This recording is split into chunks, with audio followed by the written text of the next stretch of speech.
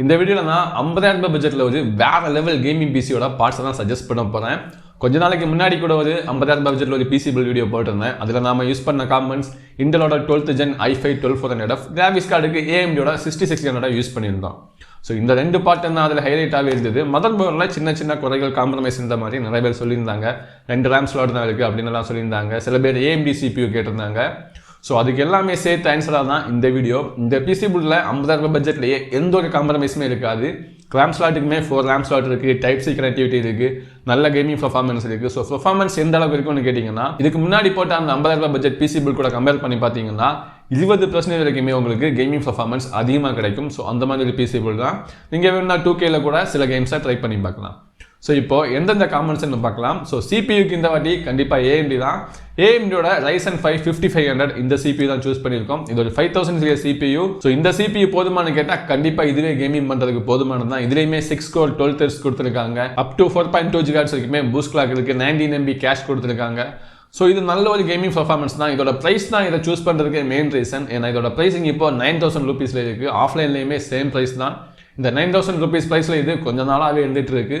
So அந்த price ரீசனுக்காக தான் இந்த CPU சூஸ் பண்ணியிருக்கோம். ஸோ கேமிங் பர்ஃபார்மன்ஸில் உங்களுக்கு போதுமான பர்ஃபார்மன்ஸை இந்த CPUல பண்ண முடியும். ப்ராடக்டிவிட்டி ஒர்க்ஸ் கூட நீங்கள் தாராளமாக இந்த CPUல பண்ணலாம். எடிட்டிங்கும் பண்ணலாம், கேமிங்குமே பண்ணலாம். ஒரு நல்ல CPU இப்போதைக்கு நல்ல ப்ரைஸிங்கில் இருக்குது. அவங்க கொடுக்குற 9,000 ரூபீஸ் ப்ரைஸுக்கு கண்டிப்பாக இந்த CPU ஒர்த்தான ஒரு CPU தான். அப்புறமா இந்த பிசி பில்டுக்கான கிராஃபிக்ஸ் கார்டு இப்போ ஹைலைட்டே இதுதான். இப்போ CPUமே ஹைலைட் தான். CPUமே நல்ல CPU தான். 6 core 12 thread CPU. ஸோ இங்கே கிராஃபிக்ஸ் கார்டுமே ஹைலைட்டான ஒரு கிராஃபிக்ஸ் கார்டு தான். இந்த வாட்டி நாம AMDோட 6600 யூஸ் பண்ண போகிறது இல்லை. நாம இப்போ 6650 XT யூஸ் பண்ண போகிறோம். ஸோ இந்த கிராஃபிக்ஸ் கார்டுக்கு வந்து தனி ஃபேன் பேஸே இருக்குன்னு சொல்லலாம். ஏன்னா இந்த கிராஃபிக்ஸ் கார்டு தான் one of the most value for money graphics card. அதாவது 1080pல அல்ட்ரா செட்டிங்ஸில் கேரண்டியாக எல்லா கேம்ஸையும் நம்மளால் ப்ளே பண்ண முடியும். 2K ரெசல்யூஷனில் கூட நம்மளால் சில கேம்ஸை ட்ரை பண்ணி பார்க்க முடியும். ஸோ சில பேருக்கு இப்போ தோணலாம், எதுக்காக 7600 போகலன்னு. 7600ஓட ப்ரைஸிங் இப்போ 26,500 இருக்குது. ஸோ அந்த ப்ரைஸிங்க்கு 50,000 ரூபாய் பட்ஜெட்டில் நம்மளால் அதை எடுத்துகிட்டு வர முடியாது. ஸோ அதுவும் இல்லாமல் 7600க்கும் இந்த 6650 STக்கும் ஒரு 2% இல்லைனா 3% தான் கேமிங் பர்ஃபார்மன்ஸ் டிஃபரெண்டே இருக்கும். ஸோ மற்றபடி ரொம்ப பெரிய டிஃபரெண்டெல்லாம் இருக்காது. நம்மளால் 6650 ST கிராஃபிக்ஸ் கார்டை 24,000 இப்போ வாங்க முடியும். அந்த ப்ரைஸிங்கில் ஒரு நல்ல கிராஃபிக்ஸ் கார்டு தான். 24,000 கிடையாது, அதுக்கு கீழே கூட உங்களால் அமேசானில் வாங்க முடியும். ஆஃபர் டைமில் கார்டு ஆஃபர்லாம் கொடுத்தீங்கன்னா 23,000 கூட இந்த கிராஃபிக்ஸ் கார்டு கிடைக்கும். ஆஃப்லைன்லேயுமே சென்னையிலேயுமே இதே ப்ரைஸிங் தான். ஸோ இப்போதைக்கு 6650 XT ஒரு one of the most value for money graphics card 1080pல. கூடிய சீக்கிரமே AMDோட 7600 கிராஃபிக்ஸ் கார்டோட ப்ரைஸிங்குமே ட்ராப் ஆகி 24,000 வரும். ஆனால் அதுக்கு கொஞ்சம் டைம் எடுக்கும். ஸோ அது வரைக்குமே இந்த கிராஃபிக்ஸ் கார்டு தான் பெஸ்ட். ஸோ இந்த கிராஃபிக்ஸ் கார்டை இந்த 50,000 ரூபாய் பட்ஜெட் பிசி பில்லையுமே யூஸ் பண்ணலாம். அப்புறமா இந்த பிசி பில்டுக்கான மதர் போர்டு. இந்த பிசி பில்ட இந்த மதர் போர்டுமே ஒரு ஹைலைட் தான். ஸோ பொறுமையாக கேளுங்க, இந்த மதர் போர்டை பற்றி ஃபுல்லாக சொல்கிறேன். ஸோ இந்த மதர் போர்டு எதுன்னா ஆஸ்ட்ரோக்கோட B450 Pro 4 R2 mother board. So B450 சொன்னதுமே சில பேருக்கு டவுட் வரலாம். ஸோ பொறுமையாக எந்த வரைக்கும் கேளுங்க, இதுவுமே ஒரு பெஸ்ட்டான மதர் போர்டு தான். ஸோ இந்த மதர் போர்டோட ஃபீச்சர்ஸை சொல்கிறதுக்கு முன்னாடி எதுக்காக நான் இந்த மதர் போர்டை சூஸ் பண்ணிருக்கேன் அப்படின்னு சொல்கிறேன். ஸோ இந்த B450க்கும் B550க்கும் மெயினான டிஃப்ரெண்ட்டே இந்த வைஃபை கனெக்டிவிட்டி, அப்புறமா இந்த PCIe Gen வெர்ஷன் தான். B450 பொறுத்த வரைக்குமே PCIe Gen 3 சப்போர்ட் தான் இருக்குது. B550ல PCIe Gen 4 சப்போர்ட் கொடுத்துருப்பாங்க. அப்புறமா latest connectivity port USB 3.2 Gen 2 அதுவுமே B550ல தான் இருக்கும். ஆனால் இங்கே அப்படி கிடையாது. இந்த மதர் போர்டில் USB 3.2 Gen 2 கனெக்டிவிட்டியுமே இருக்குது. ஸோ அதை பற்றி நம்ம கவலைப்பட வேண்டாம். ஸோ இங்கே PCIe Gen 3 இருக்குது அப்படின்னு சில பேருக்கு டவுட் வரலாம். ஸோ நான் முதல்ல அதை கிளாரிஃபை பண்ணுறேன். இந்த PCIe Gen 3க்கும் 4க்கும் இருக்க டிஃப்ரெண்ட் என்னன்னா, அந்த PCIe Genஸோட அந்த பேண்ட் வித் தான். ஸோ இங்கே நமக்கு ஆல்ரெடி நமக்கு இருக்க Gen 3 ஸ்பீடே கேமிங் பண்ணுறதுக்கு போதுமானது தான். ஸோ இப்படி சொன்னால் நம்ப மாட்டீங்க. ஆக்சுவலாக கேமிங் பர்ஃபார்மன்ஸை பார்த்தோம்னா இதே 6650 ST கிராஃபிக்ஸ் கார்டை நம்ம PCIe Gen 3ல போட்டாலும் 4ல போட்டாலும் நமக்கு கிடைக்க போகிற FPS ஆல்மோஸ்ட் சேமாக தான் இருக்கும். சில சினாரியோஸில் maybe PCIe Gen 4 graphics card சில இடங்களில் மட்டும் ஒரு 3 to 5 FPS 1 செகண்ட் 2 செகண்டுக்கு வந்துட்டு மறுபடியுமே நார்மல் ஆகிடும். ஸோ இந்த AMDோட 6650 ST கிராஃபிக்ஸ் கார்டில் நம்ம PCIe Gen 3ல போட்டாலும் 4ல போட்டாலும் ஆவரேஜ் FPS கால்குலேஷன் பண்ணி பார்த்தோம்னா 1 FPS இல்லைனா 2 FPS தான் டிஃப்ரெண்ட் இருக்கும். எங்கேயாவது ஒரு கேமில் மேக்ஸிமம் ஒரு 3 FPS டிஃப்ரெண்ட் இருக்கும். மற்றபடி ஆவரேஜ் FPSல உங்களால் பெருசாக டிஃப்ரெண்டே பார்க்க முடியாது. ஸோ கேமிங் பர்ஃபார்மன்ஸில் இந்த PCIe Gen 4 எந்த விதத்துலையுமே நம்மளை அஃபெக்ட் பண்ண போகிறதில்லை. ஸோ நமக்கு இங்கே இந்த PCIe Gen 3 இருக்க மதர் போர்டே போதுமானது தான்.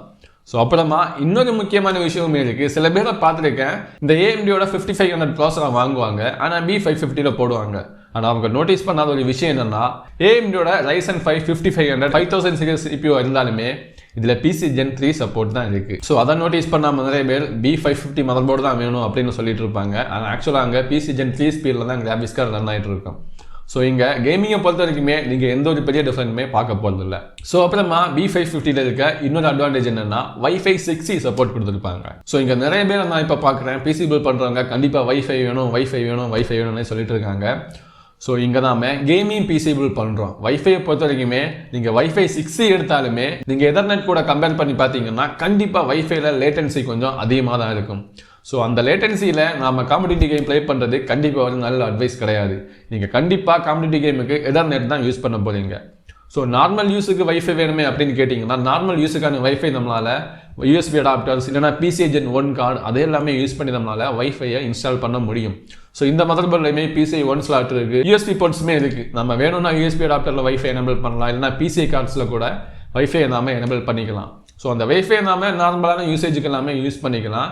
நான் ஏன் வைஃபை மதர்போர்டு போக வேணாம்னு சொல்கிறேன்னா, ஒரு பட்ஜெட்டில் நீங்கள் வைஃபை மதர்போர்டு பார்த்தீங்கன்னா கண்டிப்பாக அதோட ப்ரைஸ் கொஞ்சம் எக்ஸ்பென்சிவாக இருக்கும். நார்மல் ப்ரைஸில் இருந்தாலுமே அதில் VRMs இல்லைனா ஏதாவது காம்ப்ரமைஸ் பண்ணி தான் அந்த வைஃபை மதர்போர்டை நார்மல் ப்ரைஸில் கொடுப்பாங்க. ஏன்னா அந்த வைஃபை சிப்புக்கு மட்டுமே அவங்க கிட்டத்தட்ட 2000 ரூபீஸ் கிட்ட ஸ்பெண்ட் பண்ணுற மாதிரி இருக்கும். ஸோ அந்த ப்ரைஸிங் ஓவராலாக மதர்போர்டில் தான் அஃபெக்ட் ஆகும். ஸோ வைஃபையை நம்ம அப்புறமா கூட இன்ஸ்டால் பண்ணிக்கலாம். ஸோ வைஃபை இங்கே இம்பார்ட்டன்ட் கிடையாது. ஸோ அதனால தான் இந்த B450 சூஸ் பண்ணியிருக்கேன். ஸோ அதுக்கப்புறமா உங்களுக்கு டவுட் வரலாம், இதில் CPU சப்போர்ட் எப்படி இருக்குன்னு. ஸோ இதில் AMD 5000 சீரிஸில் எல்லா CPUஸுமே சப்போர்ட் இருக்குது. அதுக்கு மெயின் ரீசன் என்னென்னா பயோஸ் அப்டேட்டில் எனபிள் பண்ணியிருக்காங்க. அப்புறமா இதில் 10 VRMs கொடுத்துருக்காங்க. ஸோ நீங்கள் B550 இதே ஆஸ்ட்ராக்கோட ப்ரோஃபைல் மதர்போர்டு எடுத்தால் கூட 9 VRMs தான் கொடுத்துருக்காங்க. ஸோ இதில் எக்ஸ்ட்ரா ஒன்றே இருக்குது. ஸோ எக்ஸ்ட்ரா ஒன்று யூஸ் ஆகுமான்னு கேட்டிங்கன்னா கண்டிப்பாக யூஸ் ஆகும். நீங்கள் ஹையர் ஸ்கோரில் இருக்க CPUs போடும்போது கண்டிப்பாக உங்களுக்கு யூஸ் ஆகும். அப்புறமா இது B450 இருந்தாலுமே இதுலேயுமே நம்மளால் ஓவர் கிளாக்கிங் பண்ண முடியும். ஸோ ஓவர் கிளாக்கிங் பண்ணும்போது இந்த VRMs இருந்துச்சுன்னா கொஞ்சம் ஸ்டேபிளாக இருக்கும். ஸோ இந்த மதர்போர்டில் நம்ம ஓவர் கிளாக் பண்ணலாம். ஏன்னா VRMஸுக்கு சின்னதாக ஒரு ஹீட் சிங்க் கொடுத்துருக்காங்க, எதுவுமே கொடுக்காததுக்கு சின்னதாவது ஒன்று கொடுத்துருக்காங்க. அது கண்டிப்பாக ஹீட்டை ரெடியூஸ் பண்ணுறதுக்கு ஹெல்ப்ஃபுல்லாக இருக்கும். இந்த VRMs தான் நம்ம CPUs பவர் டெலிவரிக்குமே ரொம்ப ரெஸ்பான்சிபிள். ரொம்ப ஹீட் ஆகிற காமெண்ட்ஸுமே அதுதான். ஸோ அதனால தான் மதர்போர்டில் VRMs ஹீட் சிங்க் இருந்தால் ரொம்பவே நல்ல விஷயம். ஸோ அப்புறமா சொன்ன மாதிரியே இதில் USB 3.2 Gen 2 சப்போர்ட்டுமே இருக்குது. NVMe SSD 2 NVMe SSD நம்ம இந்த மதர்போர்டில் போட முடியும். அதில் ஒரு NVMe SSD Gen 3 ஸ்பீடில் ரன் ஆகும். ஸோ கேமிங் பண்ணுறதுக்கு தாராளமாக போதுமானது தான். அதே வேளையில் இந்த மதர்போர்டில் APU CPU போட்டாலுமே அதுக்குமே சப்போர்ட் இருக்குது. அதுவும் இல்லாமல் இந்த மதர்போர்டில் 3 டிஸ்பிளே அவுட்புட்ஸ் கொடுத்துருக்காங்க. நார்மலாக இந்த பட்ஜெட் மதர்போர்டில் எல்லாமே 3 டிஸ்பிளே அவுட்புட் கொடுக்க மாட்டாங்க, ஆனால் இதில் கொடுத்துருக்காங்க. அப்புறமா இன்னொரு ஹைலைட்டான விஷயம் என்னன்னா, நீங்கள் நார்மலான மதர்போர்டில் கூட பார்க்க முடியாத ஒரு கனெக்டிவிட்டி ஆப்ஷன் இந்த மதர்போர்டில் இருக்குது. அதுதான் டைப் C கனெக்டிவிட்டி. ஸோ யூஸ்வலாகவே டைப் C கனெக்டிவிட்டி எல்லாமே கொஞ்சம் எக்ஸ்பென்சிவான PC போர்டில் தான் பார்ப்போம், இல்லைனா கொஞ்சம் எக்ஸ்பென்சிவான மதர்போர்டில் பார்ப்போம். ஆனால் இங்கே ஃபர்ஸ்ட் டைமாக அண்டர் 7000 மதர்போர்ட்லேயே டைப் C கனெக்டிவிட்டி கொடுத்துருக்காங்க. அதுவும் இந்த மதர்போர்டோட ரியல் IOவில் கொடுத்துருக்காங்க. ஸோ ரியல் IOவில் கொடுத்துருக்கிறது ஒரு பெரிய plus point. Budget PC bill பண்ணுறதுக்கு ரொம்பவே ஹெல்ப்ஃபுல்லாக இருக்கும். ஏன்னா அதுவே இப்போ அவங்க இந்த டைப் C போட்டதாங்க முன்னாடி IO பேனலுக்கு தான் கொடுக்குறோம் அப்படின்னு சொல்லி தான் நினச்சிப்பாங்க. டைப் C இருக்கிற ஒரு கேபினெட்டாக தான் வாங்கணும் நம்ம டைப் C யூஸ் பண்ணணும்னா. டைப் C இருக்கிற கேபினெட்டுக்கு நாம 7000க்கு மேலேயே பே பண்ணுற மாதிரி இருக்கும்.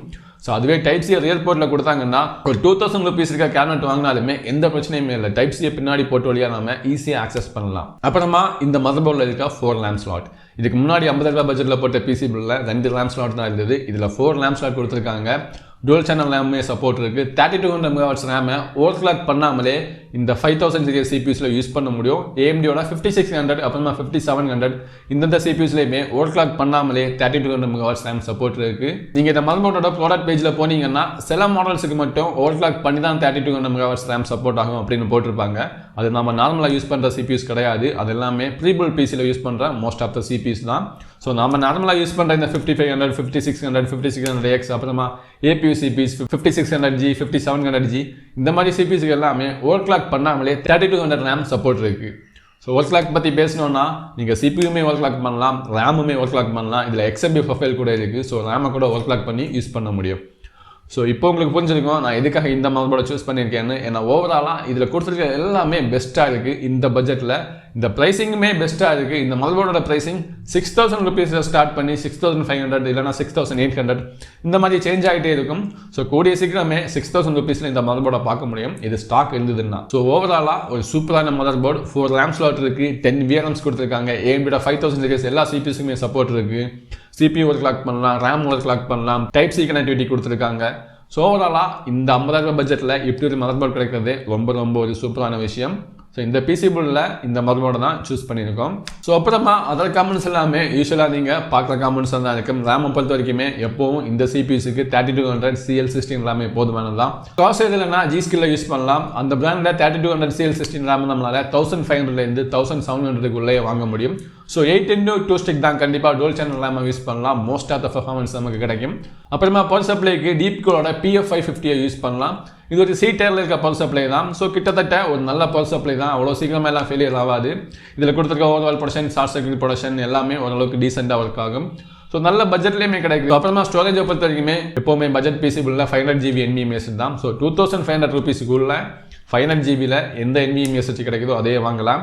ஸோ நான் ப்ரிஃபர் பண்ணுறது நீங்கள் WD Blue யூஸ் பண்ணலாம், இல்லைனா A டேட்டா யூஸ் பண்ணலாம், க்ரூஷியல் கூட யூஸ் பண்ணலாம். டீம் குரூப் இருந்தால் கூட அதையுமே யூஸ் பண்ணலாம். அதோட வேலையாவது சரியாக பண்ணும். ஸோ இந்த எல்லா கமெண்ட்ஸுமே சேர்த்து இந்த பிசி பில்டை நம்ம பார்த்தோம்னா 50,000 இல்லைனா 51,000 தான் வரும்.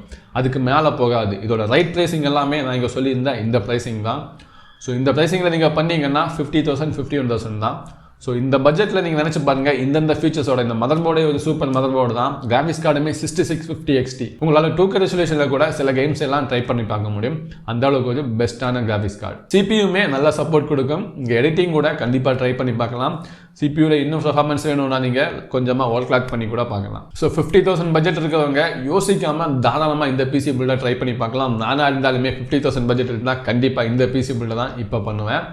ஸோ இந்த வீடியோலேருந்து ஏதாவது கற்றுக்கிட்டீங்கன்னா இந்த வீடியோக்கு லைக் பண்ணுங்கள். இதை மாதிரி இன்னும் நிறைய கண்டென்ட் பார்க்கணும்னா என்னோட சேனலை மறக்காமல் சப்ஸ்கிரைப் பண்ணுங்கள்.